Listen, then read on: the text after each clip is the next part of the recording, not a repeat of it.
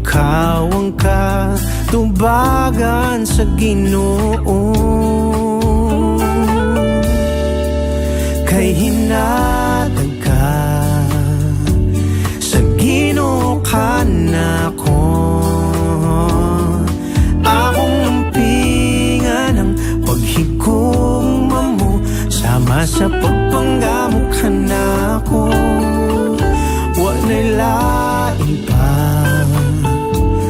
nga para ka na ko.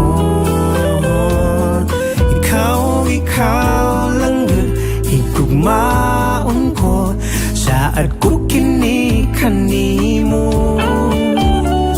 Ampingan ti ka, panggaon ti ka, kamatayon lang ang makabuwag ka na tong duha.